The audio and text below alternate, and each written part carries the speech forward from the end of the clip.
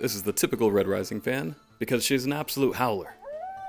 When you read Red Rising Redemption really rambunctiously while relaxing relatably, then when you read Red Rising, you want to see Darrow win. Now, how does Pierce Brown accomplish this task? How does he get you, the reader, to root for the main character? It's so important. Well, first, he makes you have sympathy for Darrow. When we first start our adventure in Red Rising, we find our hero, Darrow, living a normal life. Living his best life. Well, he's living the life he wants to live. He has a job that he's great at. He comes home to a wife that he loves. I mean, he's content, and he's happy. Now his wife wants them to have so much more, and Darrow pushes back against that. Then, Darrow's wife, Io, takes him to a hidden garden and shows him a small glimpse of what the world has to offer, what they're really hiding from them. And then she's immediately killed. Now at that point, Darrow wants to die. She was his entire world, and she dies the same way his father did, being executed by the government. So right off the bat, we see a young man trying to live his best life, and tragedy derails everything. Now this is what you call a call to adventure. If you outline your story using the hero's journey, this is the point where the reluctant hero sets off on an adventure. First, they have to decline the adventure. They say, no, I'm good where I'm at. I'm chilling. I enjoy, my simple life. This is fine. And then the Trollocs attack the small peaceful town. Or a wizard rolls into the small peaceful town and says, hey, you gotta destroy the One Ring. For Darrow, he gets a pretty dark and gritty call to action, where his world is just collapsing in on itself.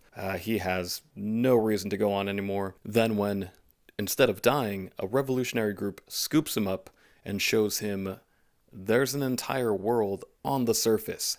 Meanwhile, his entire life he's been mining, down in these caves, thinking he's there to help build a civilization. But what he doesn't know is there's already a civilization on the surface, and they're reaping all the rewards from the Reaper himself, while he and his family and everybody he knows slaves away in the mines. So that just jabs the knife in a little deeper and twists. Everything's already bad, and then he finds out his entire life has been a lie. So the hits just keep on coming. If you just have unending misery descend upon your hero, and he has no ability to fight back, it would be a pretty depressing story. So how do you give a glimmer of hope to your audience? You give them incredible grip strength. No, you give your hero some advantages.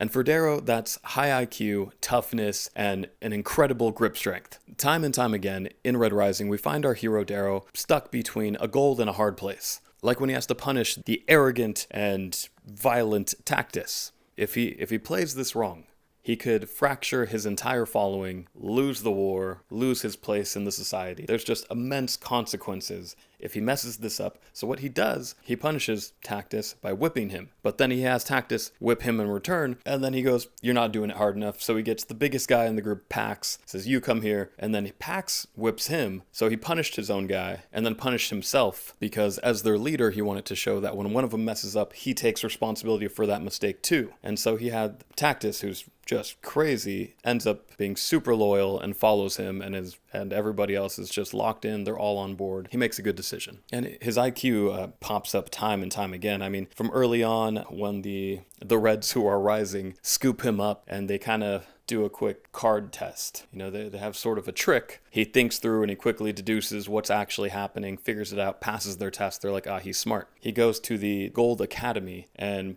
blows the test out of the water. It's the one thing they can't fake. They can give him surgery to adjust his bones and his look and make him pretty and all that, but they can't adjust his IQ. He's just like that. And then early on in the games, he uses his intelligence to create a small group of Reds that band together, and then eventually when he doesn't have enough, and Titus and a bunch of other Reds are too powerful, he basically gets another enemy, Mustang and Pax, to go take care of them for him. And that brings me to the third point. Adversaries. You have to have quality enemies. Because if you don't, if you have a hero that you feel for and they're exceptional and you're like, this is great, I hope they succeed, you have to pit them against a worthy adversary. Red Rising has several. So first up, once the games begin, he has Titus. Big, just a massive gold, or so we think. And he stands in the way. He has a really brutal and violent group of golds that he's put together. And Darrow has to figure out how to beat him.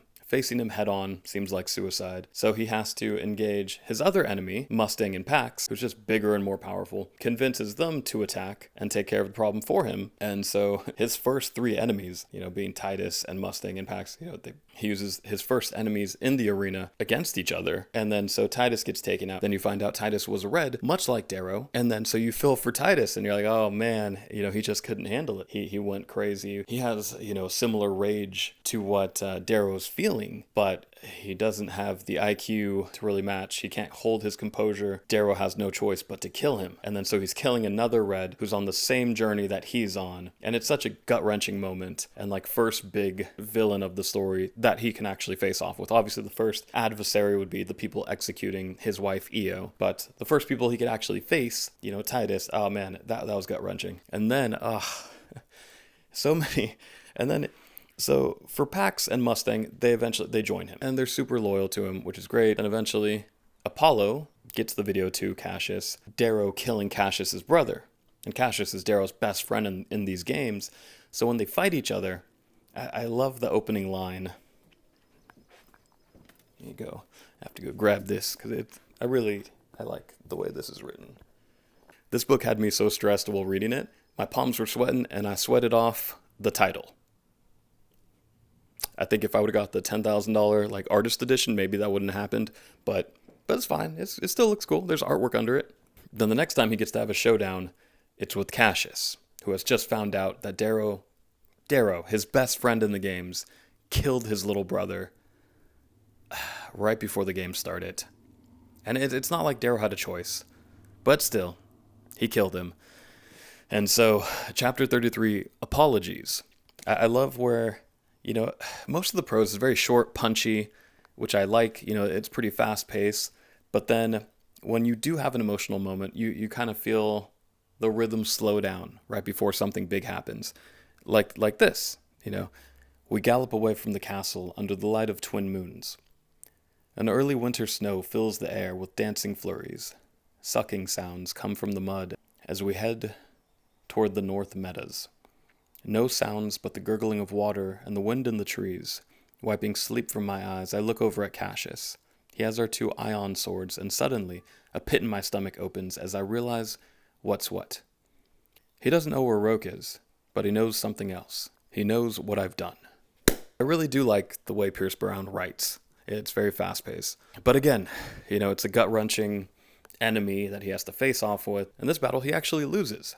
And he would have died if it wasn't for one of his former adversaries, Mustang, who scoops him up and keeps him safe until he can heal up. Then we have a lot of setup for his next enemy, which is the Jackal. He hears legends. He hears stories and rumors about the Jackal to be this, this warlord, this really intense, violent, smart figure. And, when he finds him, he's unimposing, doesn't seem like much, until he's cornered, until Darrow literally grips him with his incredible grip strength. And then he kind of reveals his true self. He's a psychopath, and he just is not bothered by anything, even as they're trying to cut off his arm. Then you find out, plot twist, then you get with the twist, that is Mustang, who he's starting to catch feelings for. He finds out that's her brother. Now she's potentially his next enemy. She's literally saved his life, he saved her life, and they have feelings for each other, and that's going to be his next enemy, but nope, no. And I like how every major fight and every major showdown has a totally different outcome and just goes down in such a different way. With Titus, he has somebody else do the fighting for him. Against Cassius, he loses and almost gets killed. Against the Jackal, it's more mind games than an actual fight. And then against Mustang, they don't even fight. She goes, I'm with you. I'm still loyal. Like, I know that's my brother, but like I'm capturing him and I'm turning him in and we're winning this game. It's like, cool, great.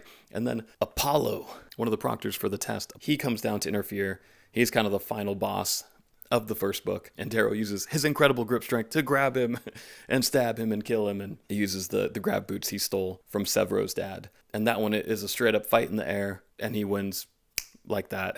But there's just so many good enemies. From one, as soon as one is knocked down, then another pops up, and then there's just constant problem after problem after problem, but he's exceptional. And when you blend sympathy, hope, and a list of worthy adversaries, that's a recipe to have your audience absolutely howling for the Reaper.